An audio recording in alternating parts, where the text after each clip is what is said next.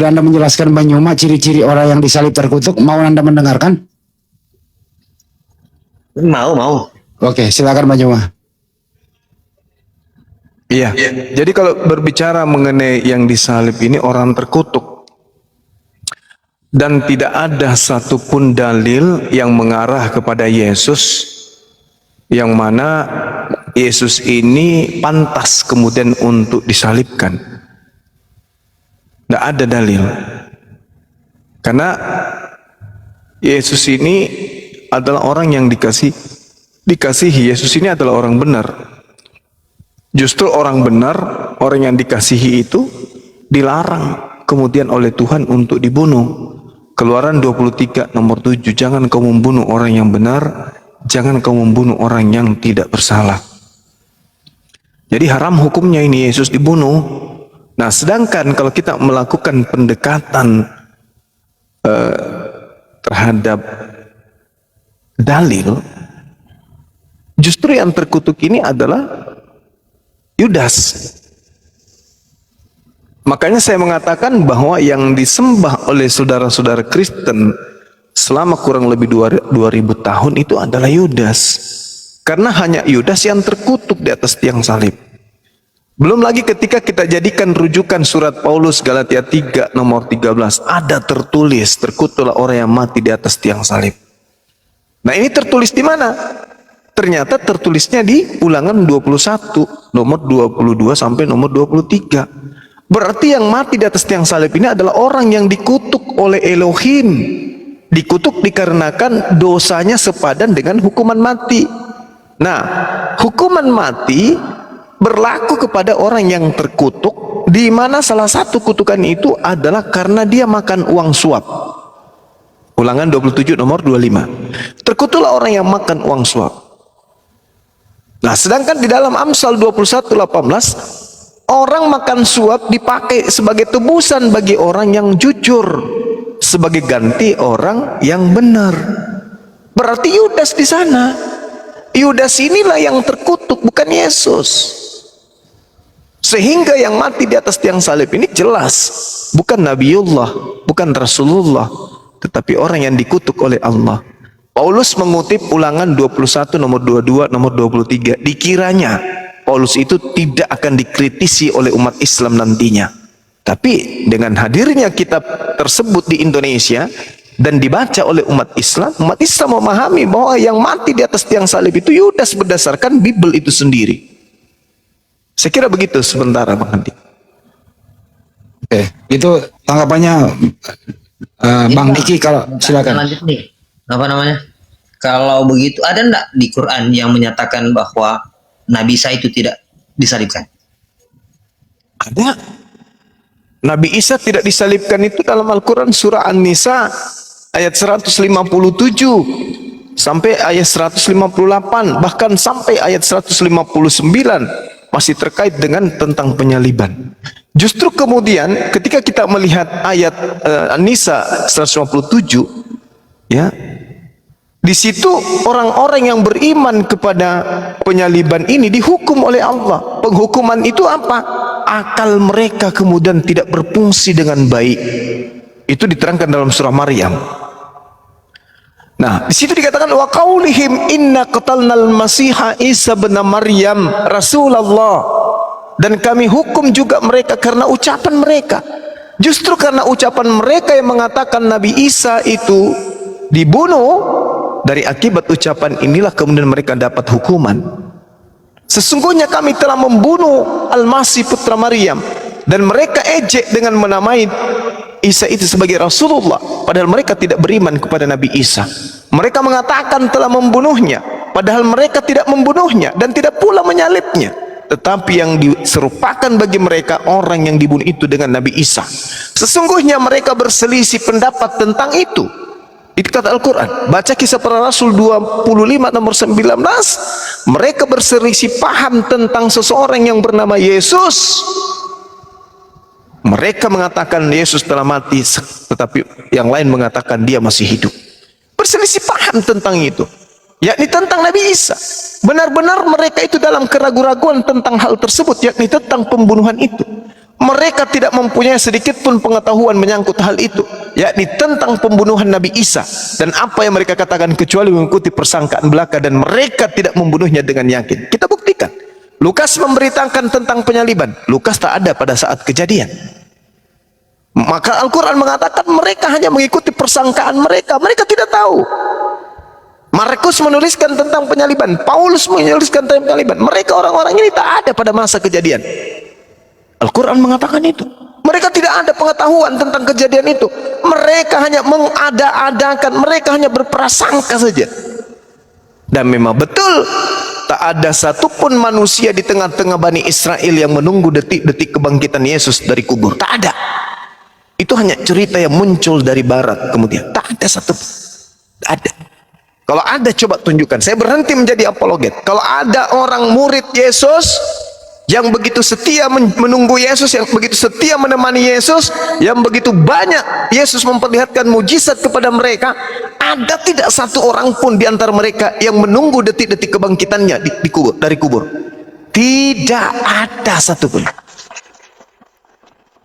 Artinya mereka tidak sesuai dengan euforia gereja, membahas, menceritakan tentang Yesus.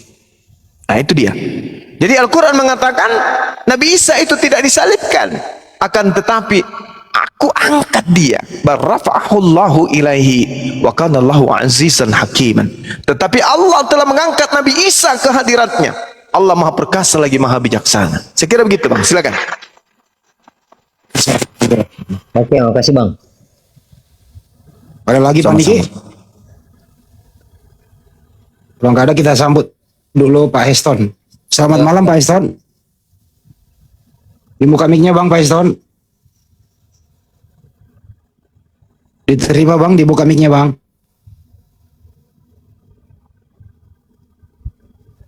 Oke, kalau belum bicara, Pak Niki tadi penjelasan Banyuma Anda paham apa? Seperti apa, atau ada sanggahan Pak Niki? Paham sih Bang, kalau tentang bicara begitu paham.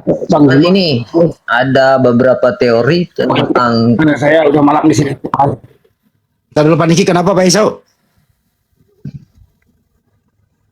Pak Isau kenapa? Saya izin turun Bang, karena terima kasih. Oh iya Bang, makasih Bang ya. Terus belajar Bang.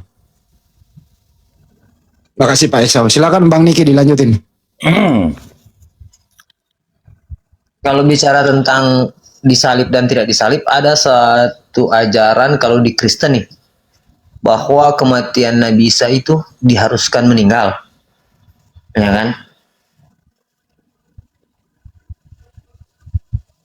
Makanya Kira-kira mirip lah sama Nabi Musa lah, mati dan dibangkitkan.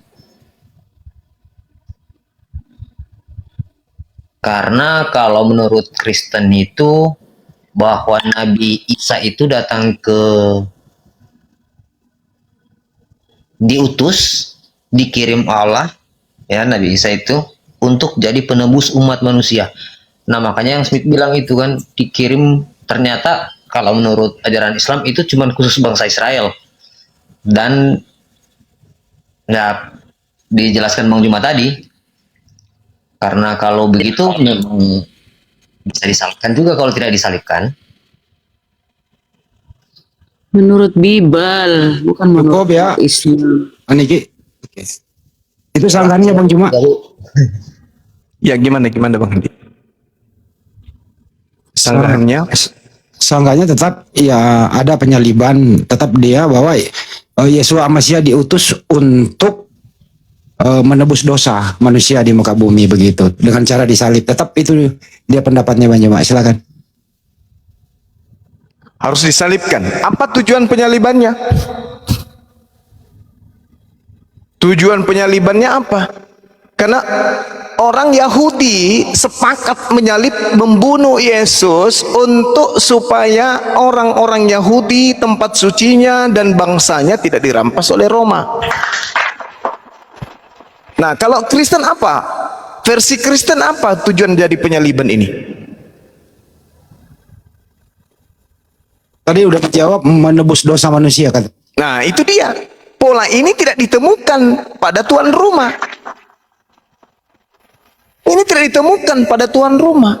Baca Yohanes 11 nomor 45 sampai nomor 57, tidak ditemukan kemudian ada unsur penebusan dosa di sana. Orang Yahudi, orang Farisi, mahkamah agama, ahli kitab berkumpul kemudian dengan imam kepala. Mereka satupun di antara para ahli Taurat tidak ada sedikit pun yang bersinggungan dengan konsep penebusan dosa. Tak ada. Coba Anda baca tuh. Hiruk pikuk kemudian yang muncul pada saat itu, huru hara yang terjadi pada masa itu, penangkapan, membuat sayembara, membuat nubuatan, mengumumkan kemudian, siapa yang menangkap Yesus, siapa yang melihat Yesus, tolong kemudian laporkan kepada kami. Apa tujuannya? Karena Yesus ini tidak bisa dibiarkan. Kalau Yesus dibiarkan, maka orang Roma akan datang merampas tempat suci kita dan merampas bangsa Israel. Sehingga mereka sepakat membunuh Yesus. Tak ada dosa waris, tak ada menghapus dosa, tak ada. Nanti beberapa tahun, puluh tahun kemudian, setelah pembunuhan ini terjadi kepada pengganti Yesus, tragedi penyaliban itu benar-benar terada, barulah kemudian dikait-kaitkan dengan pengajaran nenek moyang mereka. Dilantiklah Yesus sebagai Tuhan. Roma 14 nomor 9. Untuk itulah Yesus datang untuk dibunuh, agar dia dibangkitkan menjadi Tuhan untuk orang Kristen. Nah, itu dia. Masalahnya itu di situ. Jadi tak ada satupun unsur penyalib itu terjadi untuk penghembusan dosa. Penyaliban itu adalah melanggar perintah-perintah Tuhan yang datang ke tengah-tengah Bani Israel. Pelanggaran besar. Yang menghadiahkan kemudian penyaliban itu adalah iblis, bukan Tuhan. Tuhan justru murka. Amsal 6 nomor 16, 6 perkara yang dibenci oleh Tuhan, bahkan 7 kekejian di dalam hatinya, yaitu menumpahkan darah orang yang tidak bersalah. Itu jelas itu. Jadi pembunuhan terhadap Yesus adalah kekejian bagi Tuhan, sesuatu yang sangat dibenci oleh Tuhan. Makanya yang menyalibkan Yesus, ya, dalam hal ini yang menjadi propaganda penyaliban Yesus itu adalah iblis. Yohanes 6 nomor 70. Bukankah aku yang memilih engkau yang 12? Satu di antaramu iblis. Jadi iblis yang menghadiahkan kematian di atas tiang salib itu adalah iblis, bukan Tuhan. Tuhan tidak mau.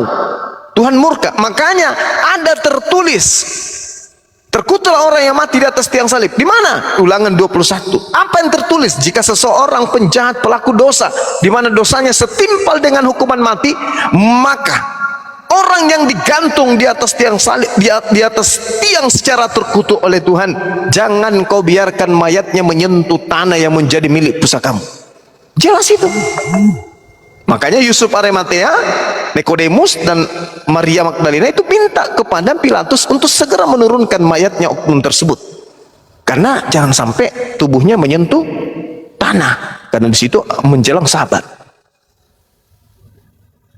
Nah itu saudara, sehingga ketika saudara mengatakan bahwa penyaliban itu untuk menebus dosa, itu ajaran yang muncul kemudian. Tak ada satupun dalil yang bisa membenarkan di dalam perjanjian lama pembunuhan terhadap manusia, apalagi pembunuhan terhadap oknum Tuhan katanya. Itu nggak ada. Itu hanya ajaran yang muncul kemudian di dalam agama Romawi Vatikan. Gitu bang. Kasih banyak Pak. Silakan Deniki. Oke bang, makasih bang. Siap. Ada lagi Bang Niki mau ditanyain? Belum. Tapi sudahilah Bang Niki. Banyak udah nerangin loh. Yesus Masya itu orang baik. Dia itu orang soleh. Dia itu orang taat. Dia itu dicintai oleh yang mengutus dia. Ya nggak mungkin lah. Nggak mungkin lah dikasihi. Nggak mungkin lah orang yang dikasihi, diberi firman, dibiarkan begitu. Gitu loh. Menurut tadi keterangannya, ini ajaran datang belakangan. Datang belakangan sesuai dengan ajaran pagan Romawi. Karena ajaran terdahulu nggak ada kayak gitu. Menebus dosa itu ya bukan dengan mengorbankan anak orang, tapi memperbaiki diri, mengikuti ajaran Yesus Masya untuk Bani Israel. Itu namanya menebus dosa. kalau secara liturgi kebiasaan yang dilakukan ya ada hewan yang disembeli untuk dagingnya untuk berbagi. Gitu kira-kira begitu. Bukan darah manusia. Ulangan Itu, 18:20. Jangan kau menyerahkan anakmu kepada dewa Molok. Dewa Molok lagi nongol nanti jadi viral lagi Dewa Molok nanti banyak. Udah viral beberapa bulan yang lalu. Orang-orang yang mempersembahkan manusia itu bukan kepada Tuhan, tapi mempersembahkan kepada dewa Molok. Tuhan tidak pernah minta darah manusia. Imamat 1 nomor 2, sampaikan kepada orang Israel, Bani Israel, apabila mereka hendak mempersembahkan kurban kepada Elohim, hendaklah mereka mempersembahkan hewan ternak, kambing, domba, lembu, sapi. Aku Tuhan, aku sendiri Tuhan akan melenyapkan mereka dari sebangsanya, karena mereka telah mempersembahkan anak manusia kepada dewa Molok. Tuhan itu yang mengatakan. Nah, pertanyaannya nih, kepada siapa darah Yesus dipersembahkan? Darah manusia Yesus dipersembahkan. Setan ini mempersembahkan darah Yesus kepada siapa? Tuhan tidak mungkin. Karena Tuhan tidak mau pertumpahan darah, tidak mau persembahan darah manusia. Yesus manusia. Kepada dewa lah. Nah, itu dia. Dewa Molok. Pada siapa lagi? Kira-kira itu Makanya Yesus mengusir kan. Enyahlah daripada kalian semua pembuat kejahatan. Tidak main-main itu. Gitu kawan. terima kasih. Wassalamualaikum warahmatullahi wabarakatuh. Bang Niki, halo Bang Niki. Maukah malam ini Bang Niki kita bareng-bareng di sini membersihkan nama Yesus Masih anaknya Bunda Maria, anak kesayangan orang loh ini. Kita bersihkan dia daripada tuduhan-tuduhan kalau dia terkutuk. Kita bersihkan namanya. Mau nggak kita sepakat di sini Bang Niki? Sekarang masih fokus di Solo. Bahkan Mas Gibran mengundang Wapres. Bang Niki, Halo Bang. ya mau nggak kita sepakat kita bersihkan namanya anaknya Maria Yesus Masih ini? Pak, kalau menurut saya, menurut Smith, menurut Niki nih, apa namanya, membersihkan satu nama itu tidak juga cuma dibicarakan, ya kan?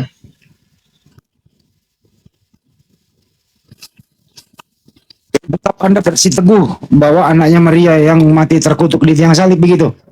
Tidak Bang, tidak juga. Nauzubillah min dzalik. Indah Hendra ada di bawah. Karena Hendra naik dong. kalau saya sih yakin tidak sekarang. Tapi kalau bilang mau dibersihkan nama lah, menurut saya bukan hak saya, begitu maksud saya. Ya kalau tidak bisa membersihkan Yesus, ya minimal bersihkan Anda dari penganut ajaran nabi-nabi palsu. Itu sih. Mungkin Bang, mungkin. Amin. Amin. Insyaallah. Sederhananya nih loh, Nik, sederhananya gini loh ya. Enggak kalau Yesus Masih itu orang soleh? Setuju nggak, Nik? Setuju. Baik. Setuju. Setuju. Lu setuju nggak kalau dia itu adalah kekasih atau utusan Allah, utusan Tuhan? Setuju Bang. Setuju. Lu setuju nggak kalau dia itu adalah selalu diberi karunia dari Tuhan? Iya Bang. Setuju. Lu setuju nggak kalau dia itu mau menyelamatkan Bani Israel? Pasti Bang. Ya, setuju. Ya, setuju nggak Yesus Masih ini tidak ada cacatnya sedikit? Setuju nggak?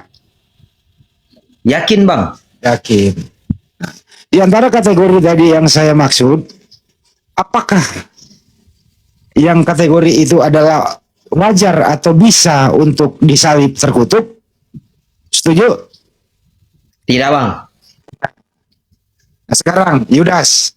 Baju Made ceritain Yudas. Apakah Yudas masuk kategori disalib? Baju Made, silakan. Sudah paham saya itu Bang.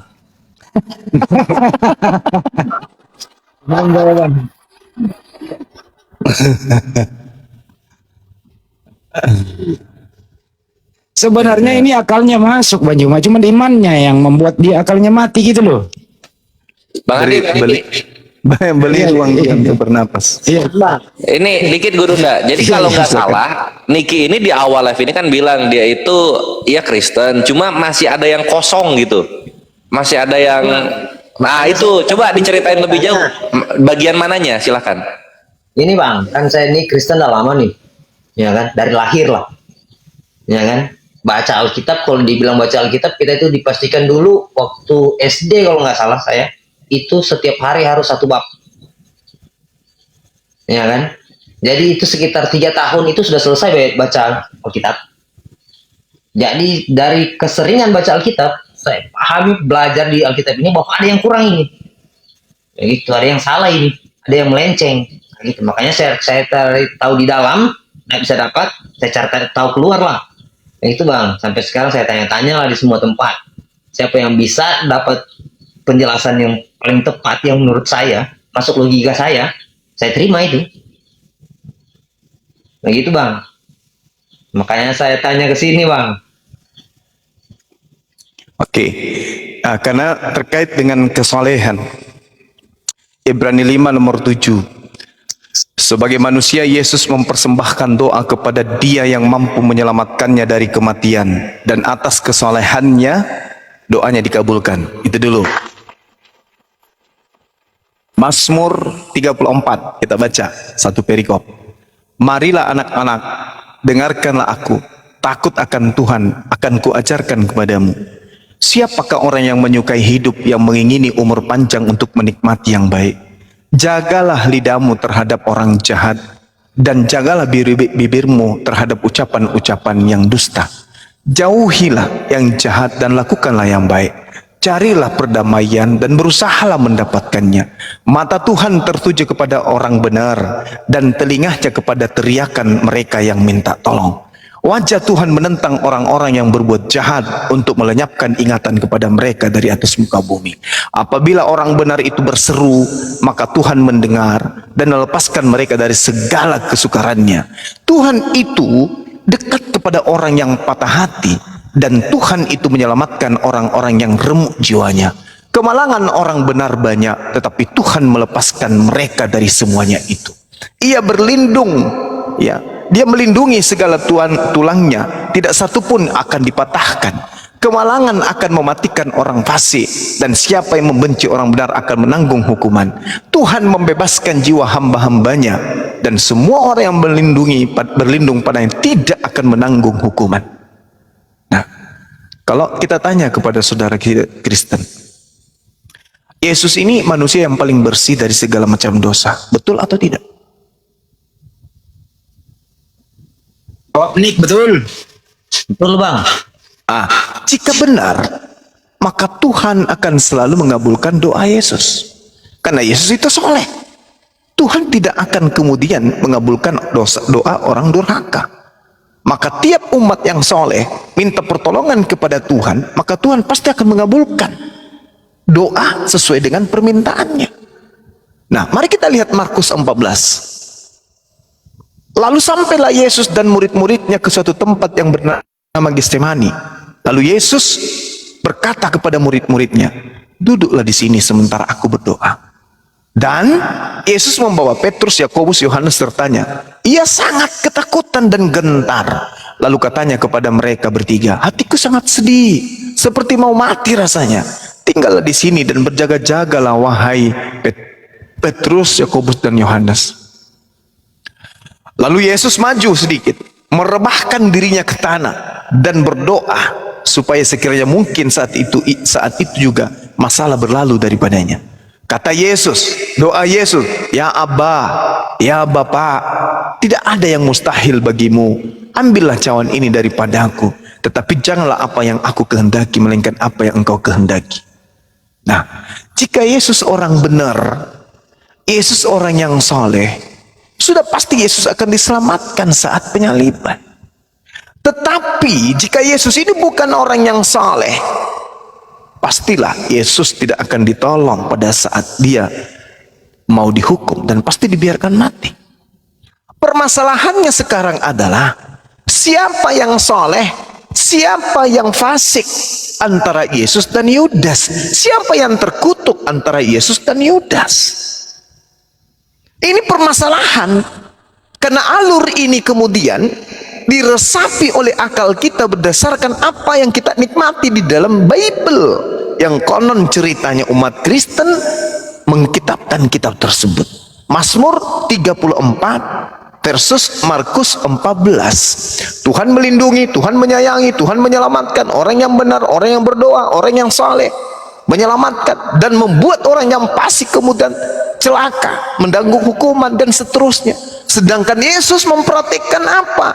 Yesus mempraktikkan sebagai hamba suci, hamba yang benar-benar tulus melaksanakan semua perintah-perintah Tuhan. Makananku adalah melakukan apa yang diperintahkan oleh Bapa padaku.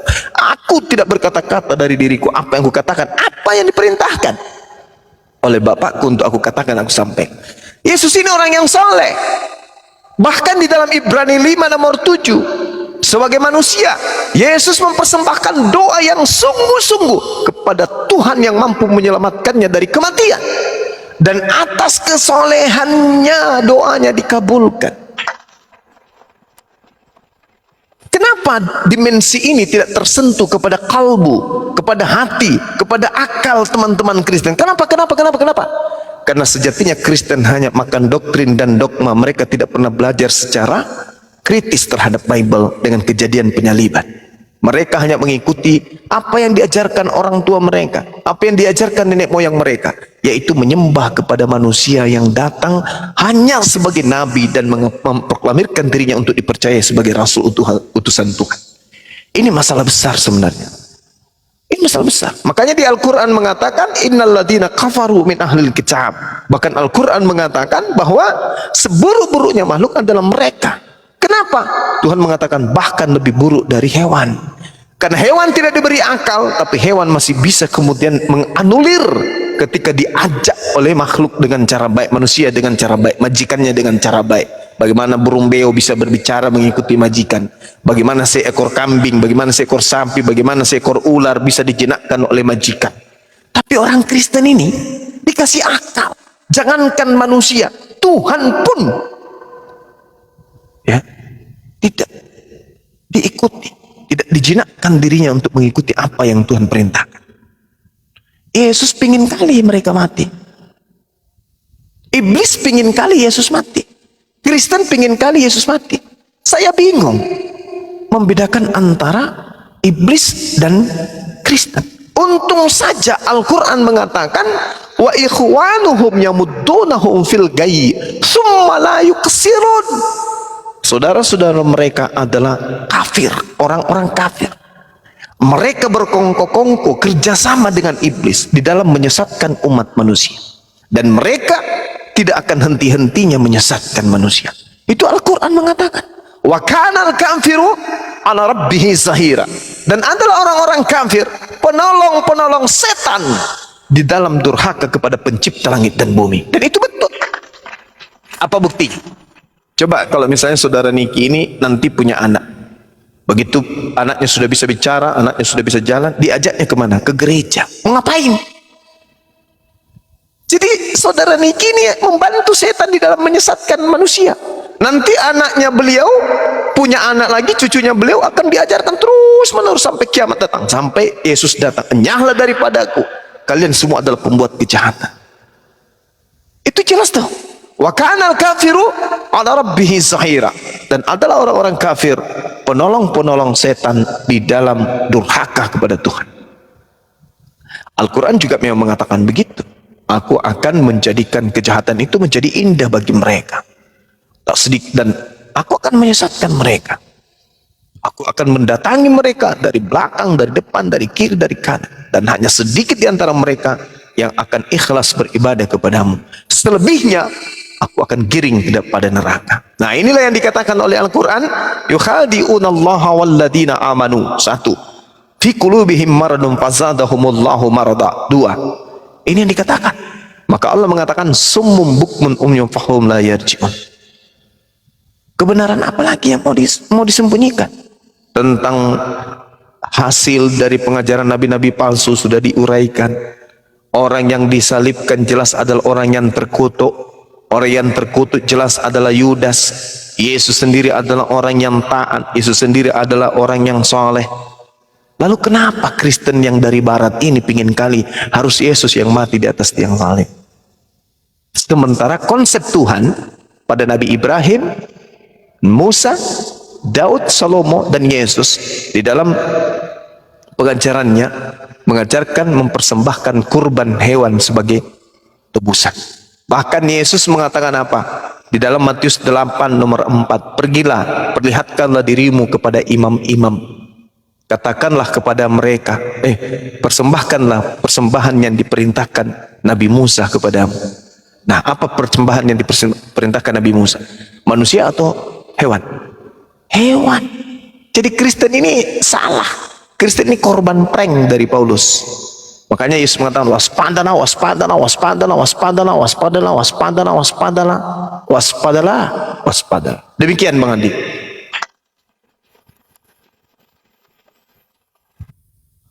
Ini Bang, apa namanya, cara bicaranya lupa saya. Begini, menurut saya banyak Kristen karena turun temurun nih Bang, ya kan? Iya. Memang benar-benar tidak tahu mereka itu. Serius, saya juga kalau tidak baca dengan teliti dan tanpa pakai logika, memang pasti utuhnya begitu Kristen. Karena saya baca pakai logika, banyak keganjalan yang saya dapati, maka saya cari pembenarannya di luar. Jadi tidak semua Kristen juga itu memang benar-benar hanya sekedar apa ya, mau dibilang penjahatnya lah. Setelahnya ini dijerumuskan lah istilahnya Bang. Ya kan? Kalau bapak diajarkan bapak ke anak, berarti anak ini tidak tahu apa-apa. Bagaimana dia mau tahu itu salah dan benar, sedangkan tidak ada pembenaran yang dia dengar. Itu Bang. Iya. Coba nanti kalau pulang ke rumah tanya bapak sama ibu. Siapa yang mengajari kita menyembah Yesus? Ada nggak Yesus mengajarkan itu? Mereka tidak akan pernah menemukan dalil bahwa yang mengajarkan itu adalah Yesus. Tak akan ada. Nah, Al-Quran sendiri mengatakan bahwa orang-orang kafir ini hanya mengikuti. Ya, kenapa? Bang. Ya, silakan. Kalau dibilang karena ajaran, makanya Smith bilang kan tadi,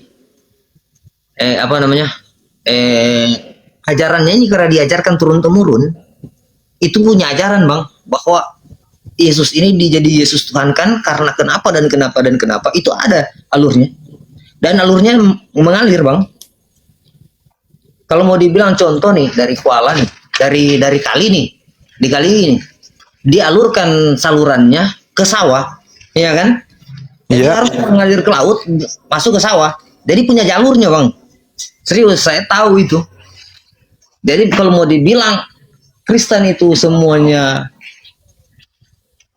sudah dengar kebenaran dan keras kepala, itu salah Bang. Banyak yang tidak tahu Bang. Iya, maksud saya gini loh Bang. Al-Quran mengatakan begini, wa iza qila lahum ittabi'u ma anzalallahu qalu bal nattabi'u ma alfaina alaihi aba'ana awalau kana aba'uhum la ya'qiluna syai'a wa la yahtadun. Ini patokan saya kepada Al-Quran. Nah, ketika kemudian dikatakan kepada mereka, ikutilah apa yang diturunkan oleh Allah, mereka akan menjawab, tidak, kami mengikuti apa yang kami dapati pada nenek moyang kami melakukannya. Padahal nenek moyang mereka itu tidak mengetahui apapun dan tidak mendapat petunjuk. Maksud saya gini, tentang penyembahan kepada Yesus. Ada nggak Yesus mengajarkan itu? Tak ada. Yesus hanya mengatakan, sembahlah Allah, Tuhanku dan Tuhanmu. Yohanes 4 nomor 22. Aku menyembah apa yang aku kenal, kalian menyembah apa yang tidak kalian kenal. Bahkan kepada iblis sekalipun Yesus mengajarkan untuk menyembahnya kepada Allah. Tapi Kristen sedunia menyembah kepada Yesus. Mana dalil pembenarannya? Tidak ada di Alkitab Bang. Mana, coba tunjukkan. Ada salah satu Mana? kalimat yang ditulis dikeluarkan oleh Yesus bahwa tidak ada yang datang kepada Allah kalau tidak melalui aku. Yohanes Itu ada, 16. Bang. Saya, Yohanes saya lupa 14 nomor juga. 6. Iya. Iya, Yesus itu jalan. Kalau nggak salah itu. Yesus itu jalan. Yesus benar, kebenaran. Dialah hidup. Justru karena dialah benar, dialah kebenaran itu, maka dia tidak boleh dibunuh. Akulah jalan, jangan dibunuh. Akulah kebenaran, jangan dibunuh. Akulah hidup, jangan dibunuh. Ikuti, taati ajarannya. Kalau ingin sampai kepada Bapa, ikuti ajaran Yesus. Jangan malah dibunuh. Ada alurnya itu, Bang. Jadi ceritanya Coba. begini nih. Singkat nih. Iya. Jadi diceritakan kisah itu di kitab turun-temurun di Kristen yang saya tahu, bahwa Nabi Isa itu diturunkan ke dunia untuk menebus dosa. Dalilnya dapat itu- dari ayat-ayat yang sebelumnya nih, ya kan? Bahwa ada hukum di mana dipersembahkan domba, ya kan? Persembahan untuk penghapus dosa. Nah, Terus dalilnya dia diambil dari situ bahwa digenapilah. Nah, datang Nabi Isa ke dunia, diutus Nabi Isa ke dunia, ya kan? Tanpa bapak. Berarti kalau tanpa bapak itu anak Allah. Karena cuma Allah yang bisa ciptakan begitu. Betul tidak? Cuma iya, anak di sini adalah hamba. Anak di sini adalah hamba. Iya, maksudnya saya begitu, ya kan? Jadi anak Allah. Nah, kenapa Iya. itu dijadikan dia sebagai Tuhan? Karena dia itu anak Allah. Nah, dia punya, makanya Smith bilang itu di Kristen itu punya alur ceritanya tepat, tidak meleset dia. Kenapa Yesus disalibkan? Karena untuk menebus, karena dunia ini sudah dibilang berdosa semua kan? Dibilang bahwa bangsa Israel ini kan seharusnya bangsa yang terpilih untuk mengajarkan bangsa-bangsa yang lain bahwa Tuhan kita ini yang paling benar nih, ya kan? Harus sembahlah ini ke bangsa Israel, tapi bangsa Israel ini menyeleweng terus, ya kan? Maka datang turunlah Nabi Isa untuk mengabarkan ke semua orang. Itu di kisah diajarkan di Kristen itu. Semua rata-rata semua Kristen begitu. Iya, ajaran dari Yesusnya mana, Bang? Itu ada aja, itu kan yang dibilang semua itu ajarannya memang. Iya, akulah jalan, akulah kebenaran. Bukan berarti akulah Tuhan. Justru orang tidak sampai kepada Tuhan kalau tidak melalui Yesus. Berarti Yesus ini kan cuma jalan kan? Tidak ada yang sampai. Tidak ada yang sampai kepada Bapa tanpa melalui Yesus. Iya, Pak. Artinya Yesus ini hanya jalan kan? Kenapa disembah? Jalan menuju Monas bukan Monas. Tidak ada yang sampai kepada Monas tanpa melalui jalan. Tetapi jalan menuju Monas bukan Monas. Dan itu Bang, kalau bilang disembah itu, ya, saya tidak tahu kalau Kristen Katolik, tapi setahu saya kalau Kristen Protestan dan cabang-cabangnya itu bukan menyembah Tuhan Yesus, menyembah Allah kita semua. Tapi melalui Yesus kan? Iya, karena dia jalannya, Bang. Ya. Sembahan itu kan cuma satu. Iya, Bang, bukan menyembah Yesus kita. Makanya saya bilang, saya bukan penganut yang menyatakan bahwa Yesus itu Tuhan harus disembah. Tidak. Kristen Jadi Yesus ini hanya rasul. hanya seorang rasul. Saya tahu itu persis. Dan Ya, terus kalau bilang bahwa akan ada seorang nabi, nah dimuncullah banyak sekali nabi kan, begitu kan? Banyak sekali nabi palsu yang muncul setelah kematian Yesus, Nabi Isa. Nah, dari orang-orang yang sebelum saya tahu karena saya kenal Kristen duluan, maka saya tidak terlalu yakin kalau Nabi Muhammad ini bukan nabi roh kebenaran lah istilahnya dibilang. Begitu, Bang. Makanya saya cari tahu, saya tanya. Berdebat sama saudara juga, sama teman, dan disarankan datang ke sini bertanya, maka saya ke sini dan bertanya, Bang. Begitu. Oke. Mari kita masuk ke dalam Yohanes 16 untuk mengetahui siapakah roh kebenaran itu. Di dalam kitab Yohanes ini Iya bang, Diterang. kalau itu bang, abang sudah terangkan tadi, saya sudah masuk itu bang, sudah Nah, mengerti itu saya. dia. Ya, Nah, sekarang Nabi itu dikatakan di data nomor 13-nya. Apa yang dikatakan di sana? Tapi apabila ia datangnya itu roh kebenaran, ia memimpin kamu ke dalam seluruh kebenaran. Sebab dia tidak akan berkata-kata dari dirinya sendiri, tetapi segala sesuatu yang didengarnya itulah yang akan dikatakannya. Dan ia akan memberitakan kepadamu hal-hal yang akan datang. Nah, hal-hal yang akan datang ini, karena dia ini adalah roh kebenaran, maka tolak ukurnya apa? Ajarannya harus berkesesuaian dengan temuan-temuan ilmuwan. Tidak boleh bertentangan. Karena di situ dikatakan dia akan memberitakan kepadamu hal-hal yang akan datang. Berarti Nabi tersebut bercerita 1000 tahun yang lalu. Kalau dia Nabi Muhammad 1400 tahun yang lalu, kalau dia adalah Paulus maka 1900 tahun yang lalu. Dan apa yang mereka ceritakan ini adalah hal yang bisa ditemukan hari ini.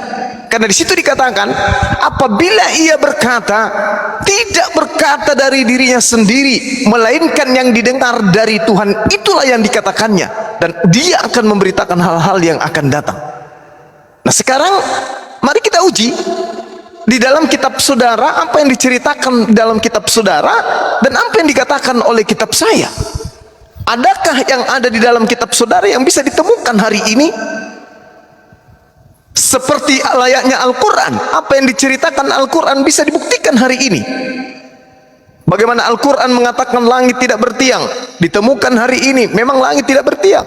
Bagaimana kemudian Al-Quran menceritakan tentang embrio, janin yang ada di dalam rahim manusia, dan hari ini kemudian ditemukan oleh ilmuwan sesuai dengan apa yang kemudian tertuang di dalam Al-Quran. Bagaimana Al-Quran berbicara tentang konsep Big Bang, teori Big Bang, dan memang betul-betul ditemukan ilmuwan sesuai dengan keadaan itu. Bagaimana kemudian Al-Quran menceritakan adanya api di dalam lautan, dan betul-betul ditemukan pada hari ini. Bagaimana Al-Quran bercerita tentang adanya laut yang dua yang tidak bisa bersatu kemudian, dan ditemukan hari ini. Bagaimana Al-Quran menceritakan tentang DNA, bagaimana Al-Quran menceritakan tentang sidik jari, dan baru ditemukan hari ini. Roh kebenaran itu akan memberitakan kepadamu hal-hal yang akan datang. Apa maksudnya? Hal-hal yang akan ditemukan oleh kemaslahatan, oleh kehidupan manusia, oleh peradaban manusia, oleh kemajuan kehidupan manusia, sudah lebih dulu diterangkan oleh Nabi tersebut. Nah, coba kita uji. Apa yang diterangkan Paulus, apa yang diterangkan Markus, apa yang diterangkan oleh Matius, Yohanes, apakah bisa kita temukan hari ini? nah Lalu kemudian Lukas menulis, Lukas mendengar dari mana? Karena dikatakan dia tidak berkata-kata dari dirinya sendiri, tetapi segala sesuatu yang didengarnya itulah yang akan dikatakannya. Sekarang mari kita uji Lukas, Markus, Yohanes, Matius, Paulus. Dari mana mereka mendapatkan ajaran-ajaran yang mereka tulis begitu tebal? Dari mana? Sementara narasi yang dibangun oleh Yesus, dia tidak berkata-kata dari dirinya sendiri. Coba kita lihat salah satunya. Lukas, kita uji Lukas. Lukas 1 misalnya. Apa yang dikatakan oleh Lukas di sana? Theophilus yang mulia, banyak orang yang telah berusaha menyusun satu berita tentang peristiwa-peristiwa yang terjadi di antara kita, seperti yang disampaikan kepada kita oleh mereka yang dari semula adalah saksi mata dan pelayan firman. Karena itu, setelah aku menyelidiki segala peristiwa itu dengan seksama dari asal mulanya, aku mengambil keputusan untuk membukukannya dengan teratur bagimu, supaya engkau dapat mengetahui bahwa segala sesuatu yang diajarkan kepadamu itu sungguh benar. Ini Lukas mendapatkan dari mana ini? Karena tidak boleh. Nabi yang datang setelah Yesus itu adalah harus ucapan yang diucapkan itu adalah ucapan yang didengarkan. Ini Lukas dengar dari mana ini?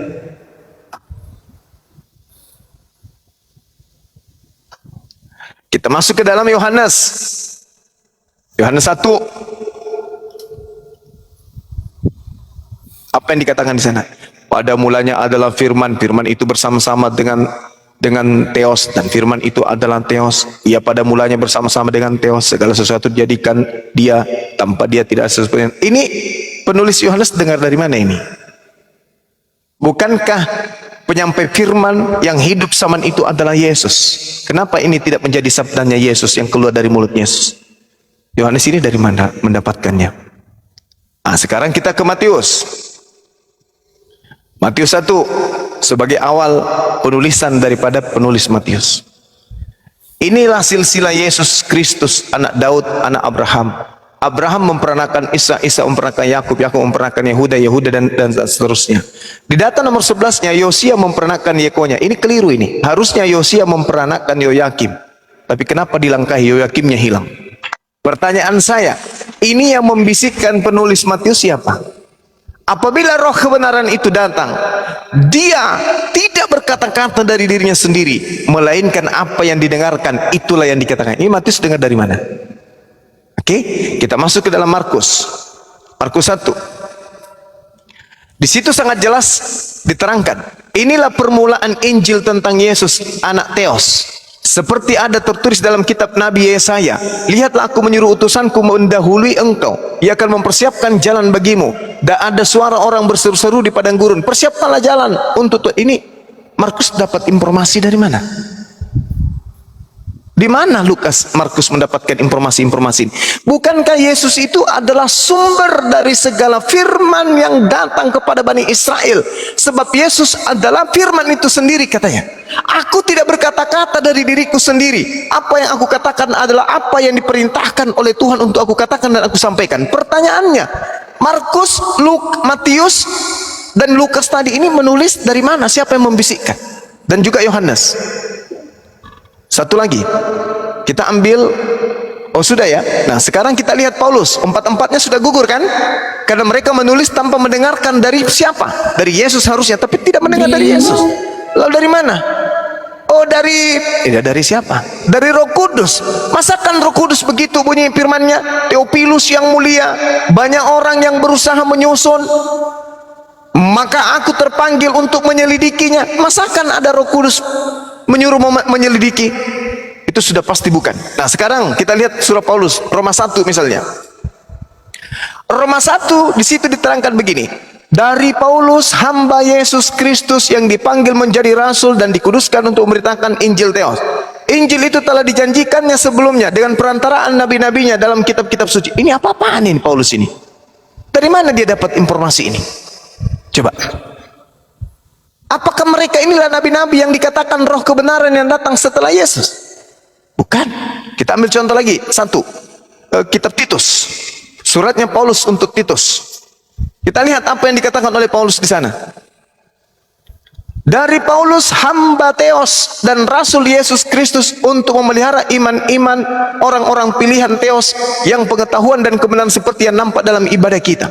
Dan berdasarkan pengharapan akan hidup yang kekal, yang sebelum permulaan zaman sudah dijanjikan oleh Theos yang tidak berdusta. Dan pada waktu itu, yang dikehendakinya telah menyatakan firman-Nya dalam pemberitaan Injil yang telah dipercayakan kepada Paulus sesuai dengan perintah Theos juru selamat kita. Kepada Titus anakku yang sah menurut iman kita bersama kasih karunia dan damai sejahtera dari Theos Bapa, dan begitu juga Kristus Yesus juru selamat kita menyertai engkau. Ini surat Paulus untuk Titus, anaknya Paulus yang ada di Antioquia. Ini apa ini yang ditulis oleh Paulus ini? Surat cinta, firman Tuhan, sabda Yesus, atau apa? Lalu mana nubuatan yang tadi datang? Tetapi apabila ia datang, yaitu roh kebenaran, ia akan memimpin kamu ke dalam seluruh kebenaran. Sebab ia tidak akan berkata-kata dari dirinya sendiri, tetapi segala sesuatu yang didengarnya itulah yang dikatakannya, dan ia akan memberitakan kepadamu hal-hal yang akan datang. Pembuktiannya, tidak ada satupun surat atau kitab yang dituliskan kemudian oleh Paulus yang kubacakan tadi kepada saudara, yang dituliskan untuk orang-orang Yahudi. Semua dituliskan untuk orang-orang di luar Yahudi. Lalu nubuatan ini kepada siapa terjadinya? Nih, ku ambil singkatnya. Surat Korintus dari Paulus dan Sentenes untuk orang-orang Korintus, bukan untuk murid Yesus. Filipi dari Paulus, dari Timotius untuk orang di Filipi, bukan untuk murid Yesus. Kolose dari Paulus dan Timotius untuk orang yang ada di Kolose, bukan murid Yesus. Galatia dari Paulus untuk orang yang ada di Galatia, bukan murid Yesus. Filemon dari Paulus, dari Timotius untuk orang yang bernama Filemon, Apria, Akripus, orang yang ada di Kolose, bukan untuk murid Yesus. Titus dari Paulus untuk seorang anak bernama Titus dari Antioquia, seperti yang saya bacakan tadi, bukan untuk murid Yesus. Efesus untuk orang-orang kudus yang ada di Efesus, penyembah dewa Yunani yaitu Dewi Artemis, bukan untuk murid Yesus. Tesalonika dari Paulus, Silwanus dan Timotius kepada orang Tesalonika, kota di Yunani Utara, bukan untuk murid Yesus. Timotius dari Paulus untuk Timotius, seorang manusia yang disebut manusia Tuhan. Di dalam 1 Timotius 6 nomor 11, Anthropos Theos, manusia Tuhan. Timotius ini adalah uskup Kristen yang wafat kemudian di tahun 97 sebelum Masehi. Nah, ini artinya bahwa roh kebenaran yang akan memimpin kepada seluruh kebenaran bukan datang kepada Paulus, karena roh kebenaran itu akan datang menyeru orang-orang Yahudi untuk kembali kepada ajaran para nabi. Nabi Muhammad sallallahu alaihi wasallam kemudian datang, "Qad ja'akum rasuluna yubayyinu lakum ya ahlal kitab." Menyeru kemudian kepada murid-murid Yesus, yahdi bihil lamanit sama ridwan subulan salam. Wahai pengikut Yesus, ini kembali kepada Yohanes 16, 13, 14. Wahai pengikut Yesus, telah datang kepada kalian petunjuk berupa Al-Quran yang mengantarkan kalian kepada keselamatan. Nah, Paulus sendiri apa yang dikatakan? Yohanes, Galatia 1 nomor 16, aku diutus kepada orang-orang yang tidak bersunat. Nyambung tidak dengan nubuatan tadi? Tidak. Galatia 2 nomor 8, aku diutus kepada orang-orang yang tidak bersunat. Galatia 1 nomor 16, aku diutus kepada orang-orang non-Yahudi. Nyambung tidak? Tidak nyambung. Lukas, Theophilus yang mulia, nyambung tidak? Tidak nyambung. Jadi tidak ada surat di dalam kitabnya orang Kristen itu diperuntukkan untuk orang Yahudi.